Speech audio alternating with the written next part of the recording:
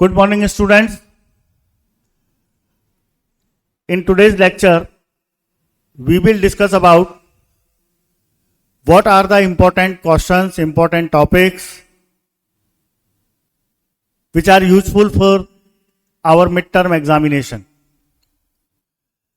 Midterm exam में जो questions हैं उनको कैसे लिखना है, किस तरीके से questions आपसे पूछे जाएंगे, ये सारी बातें आज हम अपनी क्लास में डिस्कस करेंगे। आप सभी को रेगुलर लेक्चर में डेफिनेशंस, क्वेश्चन आंसर्स लिखाए हुए हैं ऑलरेडी।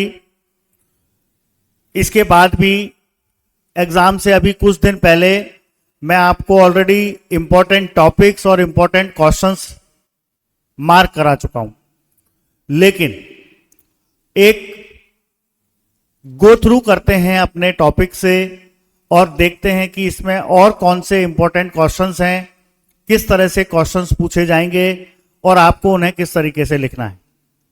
सो स्टार्ट करते हैं chapter number 1। Chapter number 1, crop production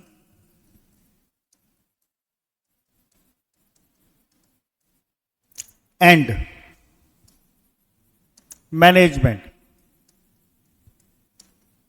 crop production और मैनेजमेंट, ये फर्स्ट चैप्टर है। इसकी स्टार्टिंग अगर हम देखें तो फर्स्ट ऑफ ऑल एक टर्म है crop. What are crop? What are crop plant? तो किसी भी फील्ड में अगर सेम काइंड के प्लांट्स को हम लगाते हैं तो उसको हम क्रॉप कहते हैं। यहां पर आपसे पूछा जा सकता है कि व्हाट आर क्रॉप? तो same kind of plant which are growing in a field is called crop. Crop को दो कैटेगरी में डिवाइड करते हैं, खारीफ क्रॉप और राबी क्रॉप। यहां पर दोनों ही बहुत अच्छे क्वेश्चंस बनते हैं। खारीफ क्रॉप कौन सी हैं, राबी क्रॉप कौन सी हैं, और इनके 2 या 3 एग्जाम्पल आप लिखिए। तो खारीफ क्रॉप में अगर पूछा जाए तो आपको बताना है खारीफ क्रॉप क्या है, कौन से सीजन में ये लगाई जाती है और इसके एग्जाम्पल क्या हैं। जैसे कि अपने एनसीईआरटी में दिया हुआ है खारीफ और राबी क्रॉप के बारे में, ऐसी crop which are sown in rainy season are called kharif crop. India में जो रेनी सीजन है फ्रॉम जून टू सितंबर, और इसके एग्जाम्पल हैं पेडी, मेज, सोयाबीन, ग्राउंडनट, कॉटन, ये सब खारीफ क्रॉप है। इसी तरह से राबी क्रॉप, तो crop which are grown in winter season from October to March, उसको हम कहते हैं राबी क्रॉप। इसके एग्जाम्पल हैं वीट, ग्राम, पी, मस्टर्ड और लिनसीड। तो ये आपको ध्यान रखना है कि डेफिनेशन पहले लिखेंगे और उसके बाद उसके एग्जाम्पल लिखेंगे। उसके बाद एक अच्छा क्वेश्चन यहां पर बनता है कि जब भी हम एग्रीकल्चर प्रैक्टिस करते हैं, किसी क्रॉप को लगाते हैं, उसका कल्टीवेशन करते हैं, तो कौन कौन सी स्टेप्स हमें लेनी है। तो उसके लिए हमें एक टॉपिक दिया गया एग्रीकल्चर प्रैक्टिसेस। ये आपके एनसीईआरटी में ऑलरेडी लिखा हुआ है। एग्रीकल्चर प्रैक्टिसेस में आपको स्टार्टिंग से सारे स्टेप्स लिखने हैं। अगर इस तरह का कोई क्वेश्चन आपके पास एग्जाम में आता है तो आपको सारे उसके स्टेप्स लिखने हैं।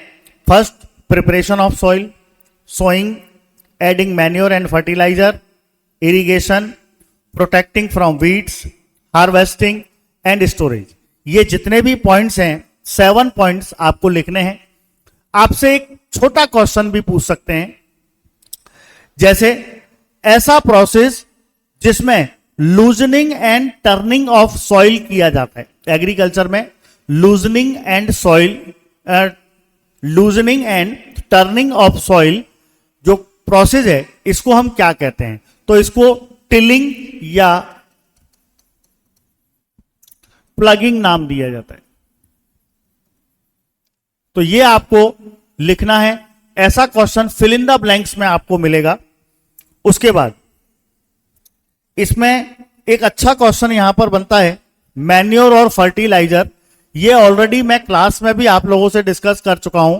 मैन्योर क्या होते हैं? ये ऑर्गेनिक कंपोनेंट है, और जो रफेज होता है प्लांट का, एनिमल का जो डिकेइंग पार्ट है उससे बनाए जाते हैं। फर्टिलाइजर लेबोरेटरी में बनते हैं, फैक्ट्रीज में बनते हैं, इंडस्ट्रीज में बनते हैं। ये इनऑर्गेनिक केमिकल हैं। और फर्टिलाइजर मैन्योर में डिफरेंस क्या है, फर्टिलाइजर के एडवांटेजेस क्या हैं, डिसएडवांटेजेस क्या हैं, वो सारी चीजें अगर आपसे एग्जाम में पूछी जाए तो आपको लिखना है। और ये एक अच्छा इंपॉर्टेंट क्वेश्चन बनता है। मैन्योर क्या है, फिल इन द ब्लैंक्स में भी इसके क्वेश्चन आएंगे। और ऑलरेडी पेज नंबर 7 पे एडवांटेजेस ऑफ मैन्योर, इसको भी मैं आपको मार्क करवा चुका हूं, तो थोड़ा सा ध्यान रखिएगा। उसके बाद एक टॉपिक यहां पर प्रैक्टिस में, हमारे एग्रीकल्चर प्रैक्टिस में आता है इरिगेशन। इरिगेशन क्या है? प्लांट को वाटर सप्लाई करना, इसको हम इरिगेशन कहते हैं। और इरिगेशन के मेथड्स पे क्वेश्चन आता है। एक ट्रेडिशनल मेथड है और एक मॉडर्न मेथड है। तो ट्रेडिशनल कौन कौन से हैं और मॉडर्न मेथड कौन से हैं, ये आपको विद एग्जांपल याद होने चाहिए। ये क्वेश्चन आपको एग्जाम में मिलेगा। इस तरह के क्वेश्चंस बनते हैं। वीड्स क्या हैं? अनवांटेड प्लांट हैं, उनको वीड्स कहते हैं। वीड को डिस्ट्रॉय करने के लिए जो केमिकल्स स्प्रे किए जाते हैं उनको वीडिसाइड कहते हैं। और ये क्वेश्चन भी एक बहुत अच्छा बन सकता है। उसके बाद जो फिल अप द ब्लैंक्स हैं वो आपको एनसीईआरटी लेवल पे करने हैं। मैच द फॉलोइंग के कुछ क्वेश्चंस भी एग्जांपल के तौर पर आपको एनसीईआरटी में दिया हुआ है। और उस मैच द फॉलोइंग के क्वेश्चन को करने के लिए थोड़ा सा आपको ध्यान रखना है। मान लीजिए 4 चैप्टर मिलाकर के कोई एक मैच द फॉलोइंग का क्वेश्चन पूछा गया। मैच द फॉलोइंग, इस तरह का क्वेश्चन आपको एग्जाम में मिलेगा। इसमें एक तरफ कॉलम ए है, दूसरी तरफ कॉलम बी दिया होगा। सभी बच्चों को ये कॉलम ध्यान रखने हैं। इस पे 1 2 3 4 ऑप्शंस मिलेंगे, है ना। जैसे मान लो फर्स्ट ऑप्शन है नाइट्रोजन फिक्सिंग बैक्टीरिया, ये पहला ऑप्शन। दूसरा ऑप्शन दिया हुआ है लिक्विफाइड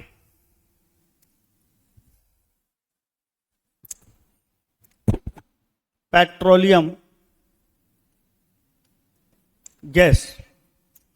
उसके बाद दिया हुआ है एरोबिक रेस्पिरेशन, उसके एन एरोबिक रेस्पिरेशन। उसके बाद दिया हुआ है कर्ड फॉर्मेशन।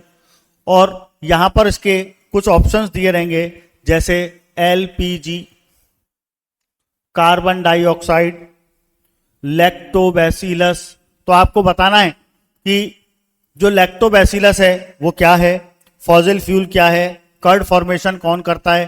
तो कर्ड फॉर्मेशन के लिए लैक्टोबैसिलस बैक्टीरिया है। लिक्विड पेट्रोलियम गैस का फुल फॉर्म ये है।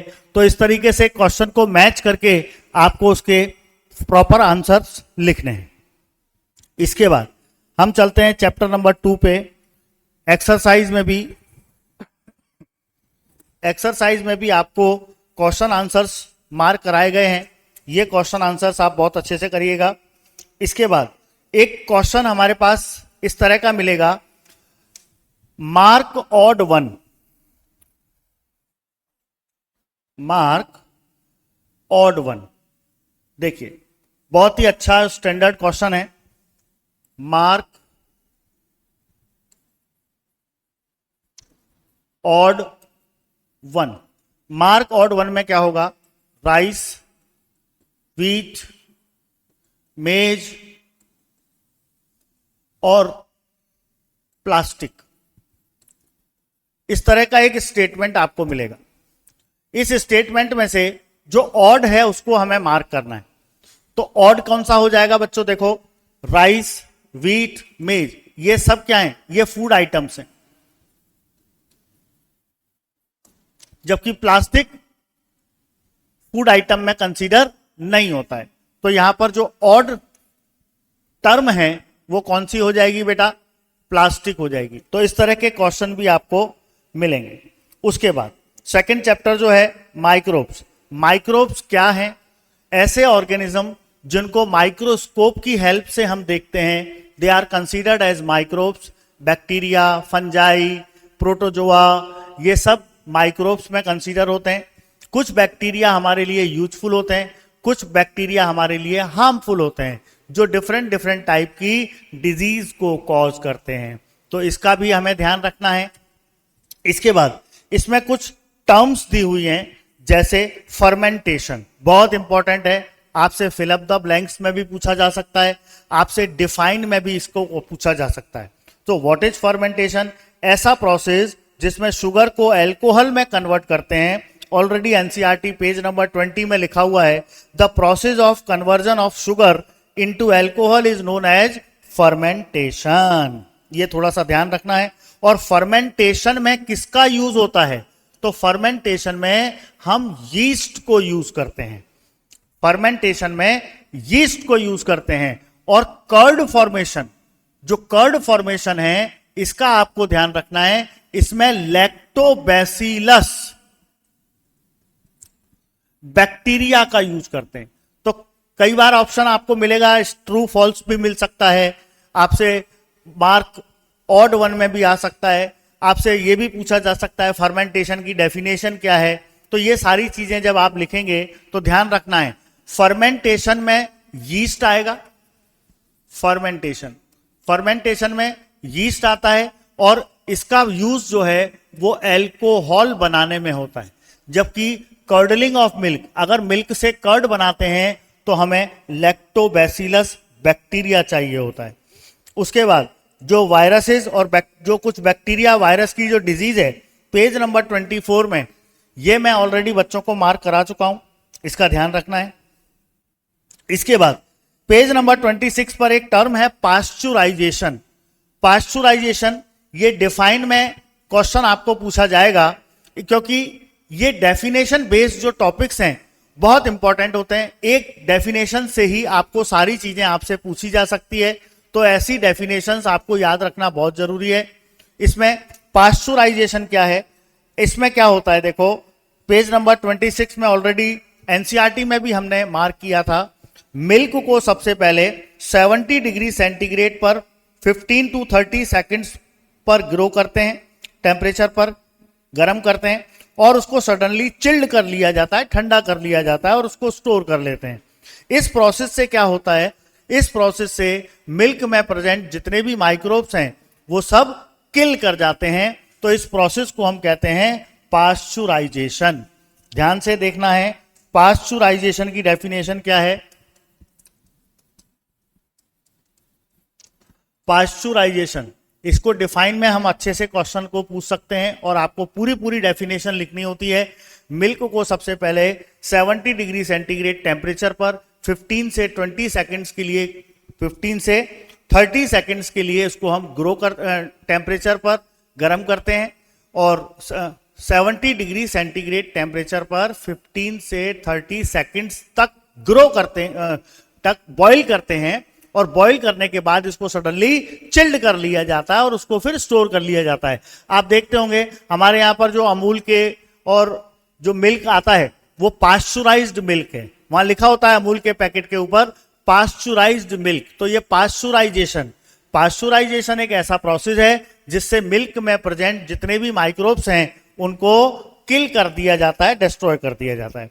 उसके बाद बहुत अच्छा क्वेश्चन है नाइट्रोजन फिक्सेशन का, ये एग्जाम में, इसके बिना तो बेटा एग्जाम ही अधूरा है। नाइट्रोजन फिक्सेशन क्या है? प्लांट्स को अपने प्रोटीन्स बनाने के लिए, प्लांट को अपने एनर्जी कंपोनेंट बनाने के लिए प्रोटीन्स चाहिए, प्रोटीन्स। अब ये प्रोटीन्स कहां मिलते हैं? तो प्रोटीन के बनाने के लिए नाइट्रोजन चाहिए, और नाइट्रोजन कहां होता है? एटमॉस्फेयर में। प्लांट डायरेक्ट नाइट्रोजन को तो एब्जॉर्ब कर नहीं सकता, तो क्या करते हैं प्लांट, जो सॉइल में माइक्रोब्स प्रेजेंट हैं उनकी हेल्प से अपने नाइट्रोजन की रिक्वायरमेंट को पूरा करते हैं।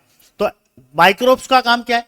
कुछ बैक्टीरिया ऐसे होते हैं जो सॉइल में मिलते हैं, जैसे नाइट्रोसोमोनास, नाइट्रोबैक्टर, जो हमारे एनसीईआरटी में दिए हुए हैं। कुछ माइक्रोब्स ऐसे हैं जो एटमॉस्फेयर की नाइट्रोजन को सॉइल में, जो नाइट्रोजन गैस, उसको कंपोनेंट में, नाइट्रेट और नाइट्राइट कंपोनेंट, नाइट्रस के, नाइट्रोजन के ऑक्साइड, उसको नाइट्रोजन ऑक्साइड भी कहते हैं, नाइट्रोजन के ऑक्साइड्स में वो सॉइल के अंदर ले लेते हैं, और सॉइल में जो पानी प्रेजेंट होता है वो नाइट्रेट और नाइट्राइट उस पानी के अंदर, उस वाटर के अंदर डिसॉल्व हो जाते हैं, और जब प्लांट वाटर को एब्जॉर्ब करता है तो नाइट्रेट और नाइट्राइट के फॉर्म में जो नाइट्रोजन कंपाउंड है वो प्लांट को अवेलेबल हो जाता है।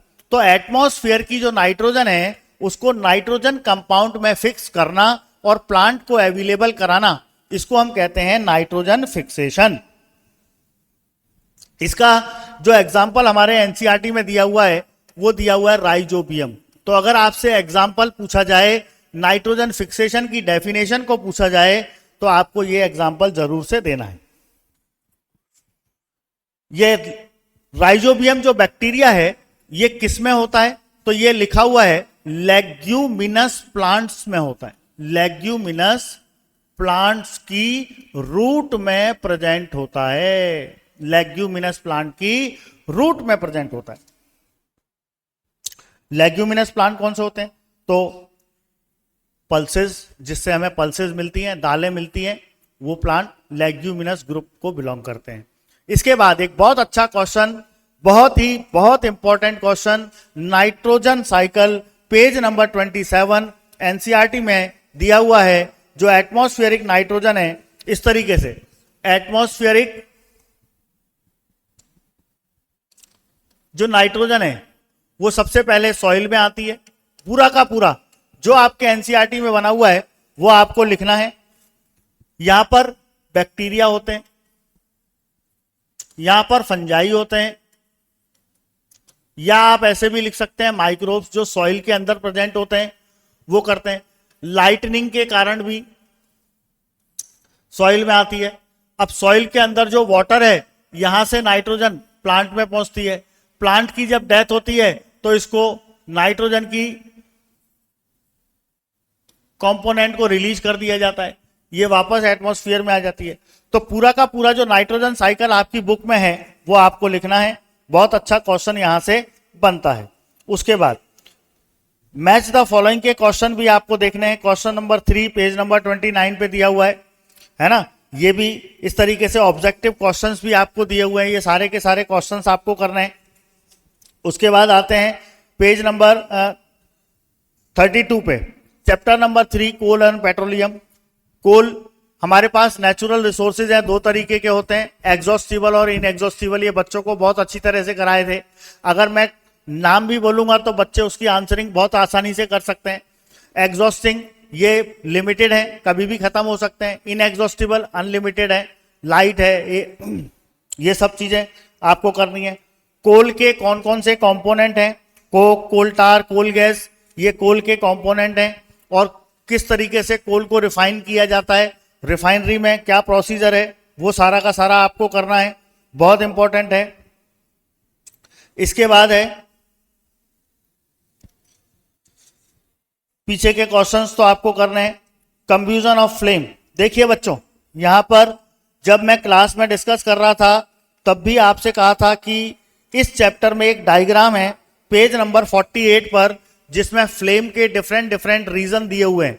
ये फ्लेम के डिफरेंट डिफरेंट रीजन आपको अपनी डायग्राम की प्रैक्टिस करनी है और ये डायग्राम आपसे पूछा जा सकता है।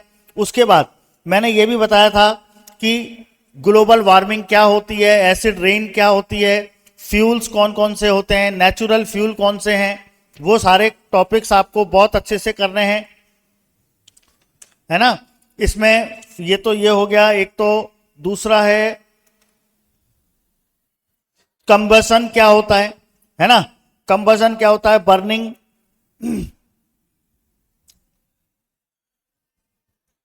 इनफ्लेमेबल सब्सटेंसेस क्या हैं, तो ये ध्यान रखना है। इग्निशन टेम्परेचर, मैंने बताया था कि हम जैसे कोई मैच स्टिक जलाते हैं तो मैच स्टिक जब उसमें फ्लेम स्टार्ट होती है तो उससे पहले एक मिनिमम टेम्परेचर चाहिए होता है, उस टेम्परेचर को हम इग्निशन टेम्परेचर कहते हैं।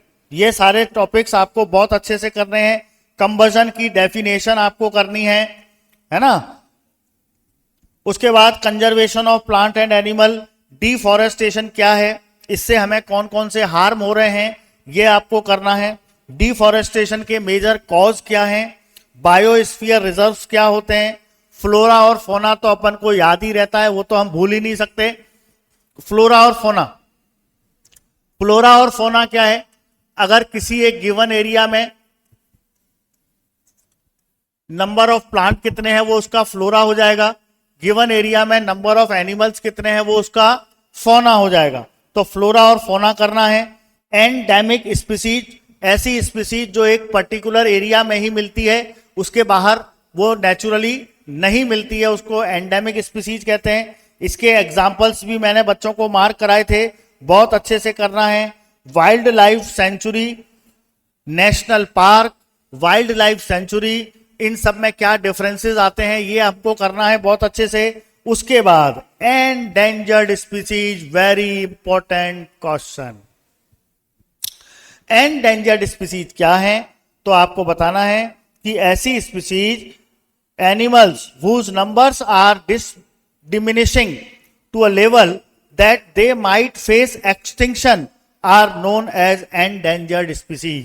जो एक्सटिंक्ट होने वाले हैं उनको हम एंडेंजर्ड कहते हैं। इसके एग्जाम्पल्स भी आपको लिखाए गए हैं, आपको अंडरलाइन कराया गया है, ये भी आपको बहुत अच्छे से करना है।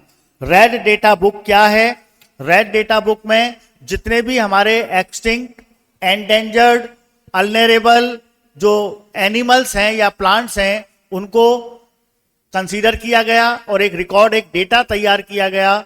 क्योंकि रेड एक डेंजर का साइन है, इसीलिए जो एक्सटिंक्ट होने वाले हैं, जो एक्सटिंक्ट हो चुके हैं, जो एंडेंजर्ड कैटेगरी में हैं, उन एनिमल्स को, उन प्लांट्स को हम एक बुक में, एक रिकॉर्ड के फॉर्म में रखते हैं, उसको रेड डेटा बुक कहते हैं। रिसाइकलिंग ऑफ पेपर क्या है? और पेपर की कैटेगरी बताया था। रिसाइकलिंग का प्रोसेस क्लास में बहुत अच्छे से एक्सप्लेन किया है, ये आपको बहुत अच्छे से करना है। रिफॉरेस्टेशन करना है, दोबारा से प्लांटेशन करने का प्रोसेस, रिफॉरेस्टेशन। उसके बाद चैप्टर नंबर 11 पर आइए। चैप्टर नंबर 11 में हम देख रहे थे chemical effect of electric current. ये हमने बोर्ड पर वीडियो रिकॉर्डिंग में हमने बहुत अच्छे से देखा है यूट्यूब के अंदर। तो आपको इसमें से कुछ ही टॉपिक्स करने हैं, जैसे कि वो आयरन पे रस्ट लगता है तो उसको, आयरन को रस्ट लगने से कैसे बचाएंगे। इलेक्ट्रोप्लेटिंग वाला जो टॉपिक है, ये पेज नंबर 144, इलेक्ट्रोप्लेटिंग पे जो कॉपर पे process of deposition of layer any desired metal on another material by means of electricity is called electroplating। Electroplating पे जो हम कॉपर की लेयर लगाते हैं वो आपको करना है बहुत अच्छे से। और ये जो टॉपिक्स आपको दिखाई दे रहे हैं, जो आपको मार्क कराए गए हैं ऑलरेडी क्लास के अंदर, वो भी आपको बहुत अच्छे से करने हैं, है ना। देखिए, आपसे पूछा जा सकता है, और जनरल अगर क्वेश्चंस हैं तो कुछ जनरल क्वेश्चंस भी आपको मिलेंगे। कंजर्वेशन ऑफ सॉइल, इसमें देखिए सॉइल को कंजर्व करने का मतलब है कि सॉइल की जो फर्टिलिटी है वो डिफॉरेस्टेशन के कारण अगर रेनफॉल होगा तो वो सॉइल के जो मिनरल्स हैं वो रिमूव हो जाएंगे। अब सॉइल की फर्टिलिटी को मेंटेन करने के लिए हम क्या कर सकते हैं? तो हमें फॉरेस्टेशन करना है, वो भी आपको बता सकते हैं। अगर आपसे पूछा जाए ऑटोमोबाइल्स में कौन सा फ्यूल यूज किया जाता है तो आपको बताना पड़ेगा, है ना। प्लांट और एनिमल को कंजर्व करने के लिए अगर आपसे पूछा जाता है कि प्लांट और एनिमल को कंजर्व करने का कैसे कंजर्व किया जा सकता है तो आपको लिखना पड़ेगा। उसके बाद एक क्वेश्चन है, रस्ट को लगने से रोकने के लिए हम electroplating technique, how does electroplating help preventing rusting? How does electroplating helps prevent rusting? तो वो आपको दिखाना है ना। डायग्राम अगर आपसे पूछा जाए प्रोसेस ऑफ इलेक्ट्रोप्लेटिंग, ऐसा डायग्राम बनाइए जो इलेक्ट्रोप्लेटिंग को शो करता है, तो वो एनसीईआरटी में दिया हुआ है। इस डायग्राम को सभी बच्चे याद करके आएंगे। ऐसा डायग्राम जो इलेक्ट्रोप्लेटिंग को शो करता है उसको ड्रॉ करना है। तो ये ड्रॉ करने के लिए बहुत अच्छा डायग्राम बन सकता है। ब्रेड बनाने के लिए किसका यूज किया जा सकता है? क्रॉप प्रोडक्शन को कैसे इंप्रूव कर सकते हैं? फर्टिलाइजर्स क्या होते हैं? कंबशन क्या है? राबी क्रॉप्स क्या है, एंडेंजर्ड स्पीसीज क्या है, इस तरह के टॉपिक्स जो आएंगे छोटे छोटे, वो हम ऑलरेडी अपनी क्लासेस में, रेगुलर क्लासेस में डिस्कस कर चुके हैं। सभी बच्चों को बहुत अच्छे से एनसीईआरटी को रीड करना है, पीछे के क्वेश्चंस कर रहे हैं, और जो टॉपिक्स अभी हम क्लास में डिस्कस कर रहे हैं उनको आपको बहुत अच्छे से करना है। सभी बच्चे ध्यान रखेंगे कि क्लास जो पेपर आपको मिलता है उस पेपर में से आपको कोई भी क्वेश्चन छोड़ना नहीं है। जो क्वेश्चन जितना आता है, जैसा आता है, बिना काट पीट के करना है। राइटिंग के भी बहुत अच्छे आपको मार्क्स मिल सकते हैं। So wish you all the best, have a good day.